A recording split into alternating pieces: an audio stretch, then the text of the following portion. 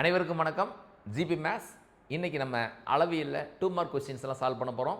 அளவியலில் நமக்கு 2 2 mark questions வரப்போகுது. அதனால் ரொம்ப ஈஸியான 2 மார்க்ஸ் எல்லாம் பார்த்து ஒரு டைம் ஒர்க் அவுட் பண்ணி பார்த்துக்கோங்க. பார்த்துட்டு அப்படியே ஸ்கிப் பண்ணி போகாதீங்க. எல்லா 2 மார்க்ஸையும் ஒரு டைம் ஒர்க் அவுட் பண்ணி பார்த்துக்கிங்க. ஒர்க் அவுட் பண்ணால் மட்டும்தான் அது நமக்கு அங்கே எக்ஸாம் ஹாலில் எழுதும் பொழுது வரும். நான் தான் திரும்ப திரும்ப சொல்கிறேன், ப்ராக்டிஸ். ஓகே, ரெடியா? பார்க்கலாமா? அளவியல் இம்பார்ட்டன்ட் 2 மார்க்ஸ். இது பார்ட் 1 வீடியோ. ஃபர்ஸ்ட் கொஸ்டின் பாருங்க. ஒரு உருளை வடிவ பீப்பாயின் உயரம் 20 சென்டிமீட்டர், அதன் அடிப்புற ஆரம் 14 சென்டிமீட்டர் எனில் அதன் வலைபரப்பு மற்றும் மொத்த புறப்பரப்பை காண்க. ஸோ 2 ஃபார்முலா நமக்கு வரப்போகுது. வலைபரப்பு, மொத்த புறப்பரப்பு. உருளையின் வலைபரப்புக்கான ஃபார்முலா 2/rh சதுர அலகுகள். உருளையின் வலைபரப்புக்கான ஃபார்முலா 2/rh சதுர அலகுகள். அப்போ 2 × 22/7 இன்ட்டு ஆர் எவ்வளோ கொடுத்துருக்காங்க? 14 சென்டிமீட்டர். அப்போ ஆர் கொடுத்தா நம்ம 14 அப்படியே போட்டுக்கலாம். சப்போஸ் விட்டம் கொடுத்துருந்தாங்கன்னா விட்டத்தில் பாதி தான் போடணும். ஹைட் 20. எல்லாமே ரொம்ப ஈஸியான நம்பர். 14 7 கொடுத்துட்றாங்க. நமக்கு அடிக்கிறதுக்கு ரொம்ப ஈஸியாக இருக்கும். சால்வ் பண்ணுறதுக்கு ஈஸி. 1 7 7 2 7 14. அப்போ 2 24 44 44 2 88 88 2 176 1760 சதுர சென்டிமீட்டர். இது வலைபரப்பு.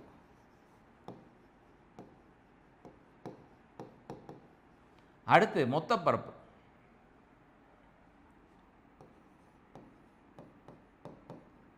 Total surface area.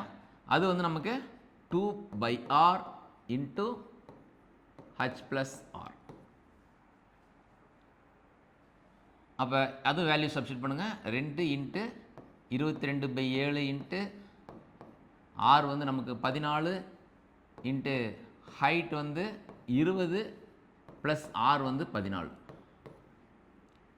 அதுவும் இங்கே நீங்கள் கேன்சலேஷன் பண்ணிக்கலாம். 1 7 2 14 2 22 44 2 88 இன்ட்டு அங்கே 20 + 14 34. ஸோ ஜஸ்ட் இந்த 2 நம்பர் மட்டும் பெருக்கி போட்டால் போதும். சைடில் ரஃப் ஒர்க் ரொம்ப தெளிவாக பண்ணணும். நமக்கு புரிகிற மாதிரி பண்ணணும். நமக்கே புரியாத மாதிரி ரஃப் ஒர்க் பண்ணக்கூடாது. 4 8 32 2 மீதி 3 4 8 32 3 35 38 24 4 மீதி 2 38 24 2 26. அப்போ 5 2 9 9 2 2 9 3 6 9 2. ஓகே. அப்போ 2992 சதுர சென்டிமீட்டர். ஸோ இதுக்கு ஒரு மார்க்கு, அதுக்கு ஒரு மார்க்கு. அழகாக போயிடுது. இது நம்மளுடைய ஃபஸ்ட் கொஸ்டின். புக்கில் இருக்கக்கூடிய ஃபஸ்ட் கொஸ்டின் ரொம்ப ஈஸியாக சால்வ் பண்ணிட்டோம். ஸோ அடுத்த கொஸ்டினுக்கு போகலாமா? இது ஒரு டைம் ஒர்க் அவுட் பண்ணி பார்த்துட்டிங்களா? நோட்டில் போட்டு பார்த்துக்கோங்க. Okay, thank you. அடுத்த கொஸ்டின் போகலாம். கோளத்தின் புறப்பரப்பு 154 சதுர மீட்டர் எனில் அதன் விட்டம் காண்க. கோளத்தின் புறப்பரப்பு கொடுத்துருக்காங்க. புறப்பரப்பு அப்படின்னு சொல்லும் பொழுது 4/r². 4/r². இது 154க்கு சமமாகிறது. அப்போ நம்ம 4 × 22/7 × r² = 154. ஸோ r² = 154 இன்ட்டு இது அப்படியே தலைகளாக மாறிடும். 1/4 இன்ட்டு 7/22. ஓகே. இது 11ஆம் வாய்ப்பால் 2 நம்பர் அடிப்படுது. 2 11 22 1 11 11 4 4 11 44. அடுத்து 2 2 4 7 2 14. ஸோ இங்கே பாருங்கள், இங்கே ஸ்கொயர் இருக்கனால மேலே 2 7 இருக்குது, கீழே 2 2 இருக்குது. நீங்கள் அதை அப்படியே வச்சுக்கோங்க. 7 × 7/2 × 2. இது r². ஸோ r = இதோட ஸ்கொயர் ரூட். அப்போ 7/2 சென்டிமீட்டர். ஆனால் நமக்கு இப்படி நீங்கள் விட்டுறாதீங்க. கேட்டிருக்கிறது விட்டம். ஸோ விட்டம் d = 2 × 7/2 = 7 சென்டிமீட்டர். இதுதான் விட்டம். ஓகே, பார்த்துட்டிங்களா? அடுத்த கொஸ்டின் பார்க்கலாம். ஒரு திண்ம அரைக்கோளத்தின் அடிப்பரப்பு 1386 சதுர மீட்டர் எனில் அதன் மொத்த புறப்பரப்பை காண்க. இது ரொம்ப ஈஸியான கொஸ்டின். திண்ம அரைக்கோளத்தின் மொத்த பரப்புக்கான ஃபார்முலா, அதாவது 3πr². அப்போ 3 இன்ட்டு அவங்க πr² கொடுத்துருக்காங்க 1386. இதை பெருக்கிட்டோம்னா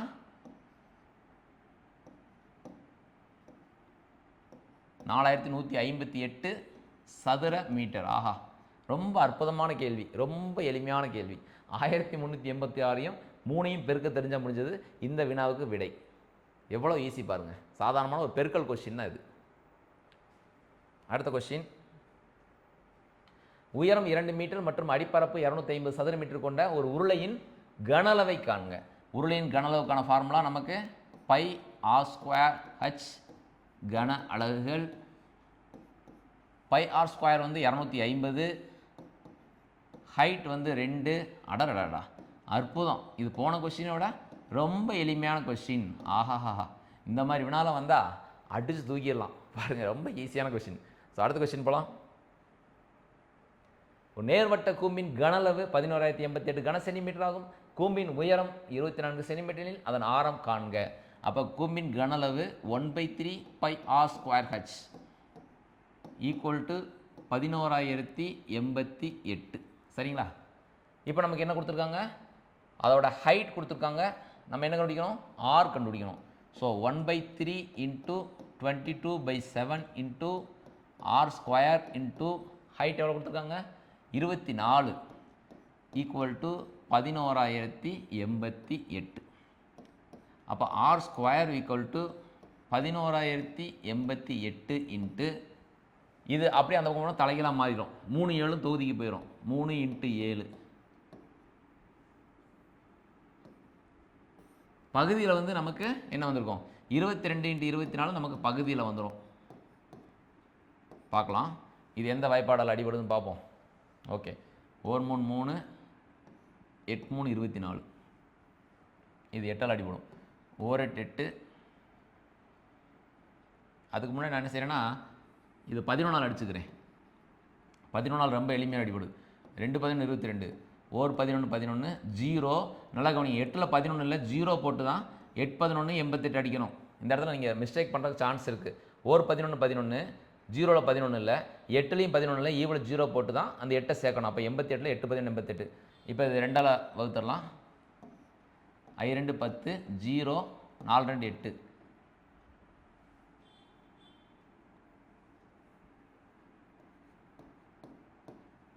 அடுத்து மறுபடியும் இது 8ஆல் அடிக்கலாம். 1 8 8, 6 8 48, மீதி 2 24, 3 24. அப்போ நமக்கு என்ன நம்பர் இருக்குது, 63 இன்ட்டு 7 இருக்குது. சரி, இந்த 63 எப்படி எழுதலாம், 7 இன்ட்டு 3 இன்ட்டு 3 இன்ட்டு 7. புரியுதுங்களா? 7 3 21, 21 3 63 இன்ட்டு 7. அப்போ r² இதுன்னா அப்போ r வந்து இந்த 2 7க்கு ஒரு 7 எடுத்துக்கலாம், 2 3க்கு ஒரு 3 எடுத்துக்கலாம், ஈக்குவல் டு 21 சென்டிமீட்டர். அவ்வளோதான், r ஈக்குவல் டு 21 சென்டிமீட்டர். பார்த்துட்டிங்களா? 1/3πr² வச்சு போட்டு இதெல்லாம் போட்டு சால்வ் பண்ணி வந்து அழகாக r ஈக்குவல் டு 21 சென்டிமீட்டர் வருது. ஸோ அடுத்த கொஸ்டின், சம ஆரங்கள் கொண்ட இரு கூம்புகளின் கன அளவுகள் கொடுத்துருக்காங்க. ஏனில் உயரங்களின் விகிதம் காண்க. அப்போ ஆரம் ஈக்குவல் உயரம் தான் நம்ம கண்டுபிடிக்கணும். அப்போ கன அளவுன்னு சொல்கிறதுனால 1/3πr²h1 இஸ் டு 1/3πr²h2. ஏன் h1 h2 போடுறேன், ஆரம் வந்து 2 ஈக்குவல். அப்போ ஹைட்டு தான் நமக்கு ப்ராப்ளம் ஆகுது. இது வந்து எதற்கு சமமாகிறது, 3600 இஸ் டு 5040க்கு ஈக்குவல் ஆகுது. ஓகேங்களா? அப்போ உங்களுக்கு என்ன கட்டாயிரும், இது ஃபுல்லாக கட்டாயிரும், இது ஃபுல்லாக கட்டாயிரும். அப்போ ஹைட் 1 இஸ் டு ஹைட் 2 வந்து இதுக்கு ஈக்குவல் ஆகுது, 3600 இஸ் டு 5040க்கு ஈக்குவல் ஆகுது. அப்போ இது பின்னமாக எழுதுனோம்னா 3600 டிவைட் பை 5040. இப்போ நம்ம அடிக்கலாம், இந்த ஒரு 0 0 கட் ஆகிடுது. இது வந்து நமக்கு எந்த வாய்ப்பாடு வச்சு அடிக்கலாம், 8ஆம் வாய்ப்பாடு வச்சு அடிக்கலாம். 6 8 48, மீதி 2 24, 3 24. இதில் வந்து 4 8 32, மீதி 4 40ல் I8 40. அடுத்து 9ஆம் வகுப்பு அடிக்கலாம். I9 45, 7 9 63. ஸோ 5:7 இதுதான் நமக்கோட answer. height 1 is to height 2 is equal to 5:7. பாருங்கள், இதில் வாய்ப்பாடு தெரிஞ்சால் இதை அடிக்கிறது ரொம்ப எளிமையாக அடிக்க முடியும். ஸோ வாய்ப்பாடு தான் மெயின். இப்போ நீங்கள் தைரியமாக வாய்ப்பாடு சொல்லி பாருங்கள். தயவு செஞ்சு 9 வாய்ப்பாடு முடியாதது, 9 × 9 = 81 முடியாத சொல்லுங்கள். இன்னும் போனீங்கன்னா 13ஆம் வாய்ப்பாடு, 17ஆம் வாய்ப்பாடு, 19ஆம் வாய்ப்பாடெலாம் தெரிஞ்சால் தான் சில கணக்கால் சால்வ் பண்ணுற மாதிரி வரும். ஏன்னா அதெல்லாம் பகாயன்களுடைய வாய்ப்பாடு. அதெல்லாம் கட்டாயம் படித்து வச்சுக்கோங்க, நல்லது. ஸோ ஓகே, அடுத்த கொஸ்டின் போகலாம்.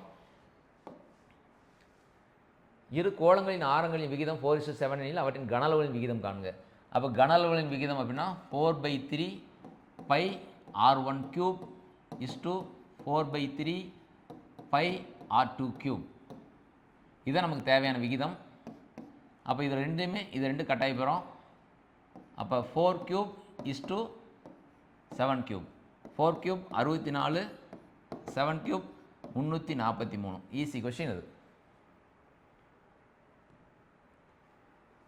ஒரு சிறுமி தனது பிறந்தநாளை கொண்டாட கூம்பு தொப்பிகளை 5720 சதுர சென்டிமீட்டர் பரப்புள்ள காகிதத்தாளை பயன்படுத்தி தயாரிக்கிறாள். 5 சென்டிமீட்டரும் 12 சென்டிமீட்டர் உயரம் கொண்ட எத்தனை தொப்பிகள் தயாரிக்க முடியும்? அதாவது இந்த மாதிரி ஒரு தாள் இருக்குது. இந்த தாளை நிறைய இந்த மாதிரி தொப்பிகளாக அவங்க வந்து ஒரு பிறந்தநாள் கொண்டாடுறதுக்கு தொப்பிகளாக தயாரிக்கிறாங்க. ஸோ இந்த பெரிய அளவுள்ள காகிதத்தை சின்ன சின்ன தொப்பிகளாக கன்வெர்ட் பண்ணுறாங்க. ஸோ இந்த பரப்பளவில் நம்ம டிவைட் பண்ணணும். 5720 அப்படிங்கிறது இதோட பரப்பளவு. இது ஒரு செவ்வக வடிவ தாளாக இருக்கலாம், நமக்கு ஒன்றும் ப்ராப்ளம் கிடையாது. நம்ம இந்த கூம்பு அப்படிங்கும்போது அதனுடைய வளைந்த பரப்பு தான் வரப்போகுது. ஸோ கூம்போட வளைந்த பரப்பெல்லாம் நம்ம வகுக்கணும். அப்போ கூம்பின் வளைந்த பரப்புக்கான ஃபார்முலா என்னென்னு கேட்டிங்கன்னா, ஸோ நம்மளுடைய ஆன்சர் எப்படி வரும்னா 5720 டிவைடட் பை πrl, அந்த வளைந்த பரப்பால் நம்ம வந்து வகுக்கணும். ஆனால் 5720 இங்கே நமக்கு என்ன கொடுத்துருக்காங்க? ஆர் கொடுத்துருக்காங்க, ஹைட் கொடுத்துருக்காங்க. ஆனால் எல் நமக்கு தெரியல. இங்கே பாருங்கள், ஆர் = 5, ஹைட் = 12 அப்படின்னா எல் என்ன?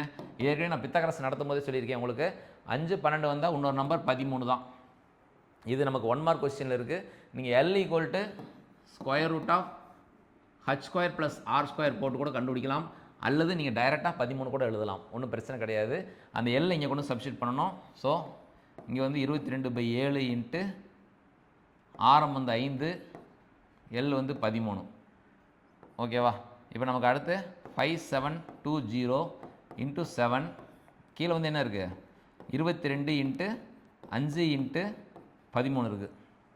இது நிச்சயமாக வந்து 13ஆல் அடிபடுற நம்பர் தான் கொடுத்துருப்பாங்க. பார்க்கலாம், ஏன்னா இது நம்ம சால்வ் ஆகணும் இல்லையா? 13ஆல் அடிபடுற நம்பர் வேணா 5ஆல் முதல்ல அடித்து பார்த்துக்கலாம். ஓரஞ்சு 5, ஓரஞ்சு 5, ஓரஞ்சு 5, மீதி 2, 22 4 5 20, மீதி 2 20 4 5 20. இதை அடித்தாச்சு. அடுத்து வந்து பாருங்கள், இது ஈஸி அடிபடுது பாருங்கள். 11ஆம் வாய்ப்பாடில் ஓர் 11 11, 0 4 11 44, இங்கே 2 11 22. ஓகேங்களா? அடுத்து ஓர் 2 I2 10, 2 4, ஓர் 13 13, 4 13 52. ஸோ 4 × 7 இருக்குது. 4 7 உங்களுக்கு எவ்வளவு? 28. ஸோ 28 தொப்பிகளை தயாரிக்க முடியும். சிறுமி வந்து 28 தொப்பிகளை தயாரிக்க முடியும். இதுதான் ஆன்சர். ஓகே, கித்தானை கொண்டு 7 மீட்டர் 24 மீட்டர் உயரமுடைய ஒரு கூம்பு வடிவ கூடாரம் உருவாக்கப்படுகிறது. செவ்வக வடிவ கித்தான் இல்லாமல். ஸோ இதுவும் அதே சேம் கொஸ்டின் தான். ஒரு செவ்வக வடிவ கித்தான் இருக்குது, அதை வைத்து என்ன செய்கிறாங்கன்னா ஒரு கூடாரம் ஒன்று தயாரிக்கிறாங்க இல்லையா? ஆனால் இதில் ஒரே ஒரு கூடாரமாக தான் மாற்றுறாங்க. ஸோ இது ரெண்டும் ஈக்குவல், இது ரெண்டும் ஈக்குவல். போன கணக்கில் ஒரு தாளை வந்து நிறைய தொப்பிகள் செஞ்சாங்க, ஆனால் இதில் வந்து 2 ஈக்குவல் பண்ணுறாங்க. பெருசாக ஒரு சீட் வாங்கிட்டு வராங்க, ஒரு தார்பாலின் சீட்டு வாங்கிட்டு வராங்க. அதை வந்து என்ன செய்கிறாங்கன்னா ஒரு கூடாரமாக கன்வெர்ட் பண்ணுறாங்க. ஸோ ரெண்டினுடைய பரப்பளவு ரெண்டும் சமம். அப்போது இதோட வளைந்த பரப்பும் இந்த செவ்வகத்தினுடைய பரப்பும் சமம். That is L × B = πrl. So நமக்கு என்ன தெரியணும்? இங்கே 7 24 கொடுத்துருக்காங்களா? 7 ஆரம் 24 ஹைட். இங்கே பாருங்கள், 7 24 வந்தால் இன்னொரு நம்பர் 25. இது பித்தகரஸ் நம்பர். இது நம்ம ஆல்ரெடி சொல்லியிருக்கோம் இல்லைங்களா? பித்தகரஸ் ட்ரிப்ளெட்டு. இப்போ இதே மாதிரி உங்களுக்கு ஒரு கொஸ்டின் இருக்குது இல்லையா? 7 சென்டிமீட்டர் ஆரம்புள்ள வட்டத்தின் மையத்திலிருந்து 22 சென்டிமீட்டர் தொலைவில் உள்ள ஒரு புள்ளியிலிருந்து தொடுகோடு வரையப்பட்டால் அந்த தொடுகோட்டின் நீளம் கேட்கலாம். அல்லது ஒரு வட்டத்தின் மையத்திலிருந்து 25 சென்டிமீட்டர் தொலைவில் ஒரு புள்ளி குறிக்கப்பட்டு வரையப்பட்ட தொடுகோட்டு நீளம் 24 சென்டிமீட்டர்னா அந்த ஆரம் எவ்வளோன்னு கேட்கலாம். ஸோ இதெல்லாமே வந்து ஒரு பித்தகரஸ் ட்ரிப்லெட்டில் வச்சு நிறைய கொஸ்டின்ஸ் இதை வச்சு ஃப்ரேம் பண்ணிகிட்டே இருக்கலாம். நான் ஆல்ரெடி சொன்னது தான், போன கணக்கில் வந்து நமக்கு 5, 12, 13 வந்துச்சு. நான் அதுக்கு முன்னாடி சொல்லியிருக்கேன் உங்களுக்கு 3, 4, 5. ஸோ இதெல்லாம் வந்து நம்ம மெமரி பண்ணி வச்சுக்கலாம். இதெல்லாம் நமக்கு பித்தகரஸ் ட்ரிப்லெட்டில் நம்ம ஈஸியாக பயன்படுத்திக்கலாம். ஸோ நீ எல் வந்து கண்டுபிடிக்க வேண்டிய அவசியம் இல்லை, நீ டைரெக்டாக இந்த மாதிரி எடுத்து எழுதிக்கலாம். இது மொத்தமே இந்த 3 செட்டு தான் இருக்குது. 3 தொகுதி எண்கள், பித்தகரசினுடைய 3 தொகுதி எண்கள் வந்து நம்ம சின்ன கிளாஸ்லேயே படிச்சிருப்போம். ஒரு டைம் ஞாபகம் வச்சுக்கோங்க. இல்லை சார் என்னால் முடியல அப்படின்னா எல் நீங்கள் கண்டுபிடிச்சிக்கோங்க, ஆர்ஹெச் வச்சு எல் கண்டுபிடிச்சிக்கோங்க. சரி, ஓகே. அப்போ வந்து இங்கே 22/7 இருக்குது, ஆர் வந்து 7, எல் வந்து 25. இங்கே எல் எவ்வளவு? எல் தான் நம்ம கண்டுபிடிக்கணும். பி வந்து எவ்வளவு? 4. அப்போ இந்த 4 மட்டும் நம்ம அந்த பக்கம் அனுப்பினா முடிஞ்சிச்சு. அப்போ 22/7 இன்ட்டு 7 இன்ட்டு 25 இன்ட்டு 1/4. ஓகேங்களா? அப்போ இந்த 7ம் அடிபட்டு போயிடுது. நமக்கு மிச்சம் என்ன இருக்குது? 550 இருக்குது. 22 × 25 வந்து 550/4 இருக்குது. இதை அடித்தோம்னா 137.50 மீட்டர். அவ்வளோதான். கித்தானுடைய நீளம் வந்து 137.50 மீட்டர். இதான் ஆன்சர். ஓகே, அடுத்த கொஸ்டின் போகலாம். அவ்வளோதான், முடிஞ்சிச்சு. சரி, ஓகே. அளவியலில் நம்ம 2 மார்க்ஸ் நிறைய பார்த்துருக்கோம். ஃபார்முலாஸ்லாம் நல்லா படிச்சுக்கோங்க. அளவியலை பொறுத்தளவுக்கு உருளை, கோளம், கூம்பு, அரைக்கோளம், இடைக்கண்டம், இதெல்லாம் நல்லா ஃபார்முலாஸ் படித்து வச்சுக்கோங்க. நைட் தூங்கும்போது ஒரு டைம் ஃபார்முலா சொல்லிட்டு தூங்குங்க. காலையில் எழுந்திரிச்சோன்னே ஃபார்முலா சொல்லுங்கள், வாய்ப்பாடு சொல்லுங்கள். இதெல்லாம் இருந்தால் நமக்கு மேத்ஸில் சின்ன சின்ன மிஸ்டேக்ஸ்லாம் வராது. பொருத்தமான ஃபார்முலா கரெக்டாக எழுதணும். இப்போ கோளத்தினுடைய வளைவரவு கேட்குற இடத்துல நம்ம போய் அரைக்கோளத்தின் வளைவரவு எழுதக்கூடாது. மிக சரியாக எழுதினா தான் நம்ம அளவியலை முழு மதிப்பெண் எடுக்க முடியும். மீண்டும் நல்லதொரு பதிவில் உங்களை நான் சந்திக்கிறேன். அதுவரை இணைந்திருப்போம். நன்றி, வணக்கம்.